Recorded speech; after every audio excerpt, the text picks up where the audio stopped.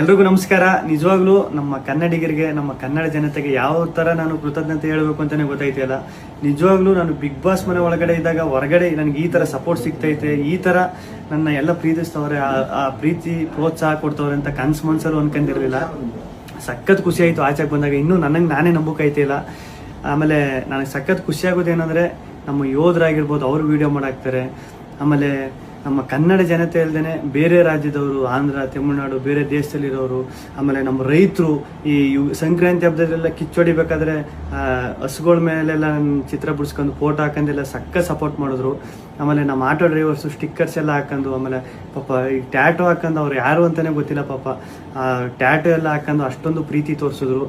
ಒಬ್ರು ಇಬ್ರು ಅಂತ ಹೇಳೋಕ್ಕಾಗೋದಿಲ್ಲ, ಚಿಕ್ಕ ಮಕ್ಕಳಿಂದ ಹಿಡಿದು ದೊಡ್ಡವ್ರವರೆಗೂ ಅಷ್ಟೊಂದು ಪ್ರೀತಿ ಪ್ರೋತ್ಸಾಹ ಕೊಟ್ಟು ಈಗಲೂ ಕೊಡ್ತಾ ಇದ್ದೀರಿ. ನಿಜವಾಗ್ಲೂ ನಾನು ಬದುಕಿರೋವರೆಗೂ ಇನ್ನೊಂದು ಸಖತ್ತು ಆಶ್ಚರ್ಯ ಆಗಿದ್ದು, ಖುಷಿಯಾಗಿದ್ದು. ನಮ್ಮ ಮೀಡಿಯಾ, ನಮ್ಮ ನ್ಯೂಸ್ ಚಾನೆಲ್ಗಳು ಅಷ್ಟೊಂದು ಸಪೋರ್ಟ್ ಮಾಡಿದ್ರು ನಂದು. ಆಮೇಲೆ ನಮ್ಮ ಸೋಷಿಯಲ್ ಮೀಡಿಯಾದಲ್ಲಿ ನಾನು ನಿಜವಾಗ್ಲೂ ಒಂದೇ ಒಂದು ನನ್ನ ಬಗ್ಗೆ ಒಂದು ನೆಗೆಟಿವ್ ವಿಡಿಯೋ ಆಗಲಿ, ಒಂದು ಟ್ರೋಲ್ ವಿಡಿಯೋ ಆಗಲಿ ಸತ್ಯವಾಗ್ಲೂ ನೋಡಿಲ್ಲ. ನಿಮ್ಮ ಪ್ರೀತಿ ಪ್ರೋತ್ಸಾಹ ಎಲ್ಲ ಹಿಂಗೆ ಇರಲಿ ಕೊನೆವರೆಗೂ. ಹಿಂಗೆ ಐತೆ. ನಾನು ಈ ಪ್ರೀತಿ ಪ್ರೋತ್ಸಾಹನ ಕೊನೆವರೆಗೂ ಉಳಿಸ್ಕೊತೀನಿ. ಧನ್ಯವಾದಗಳು.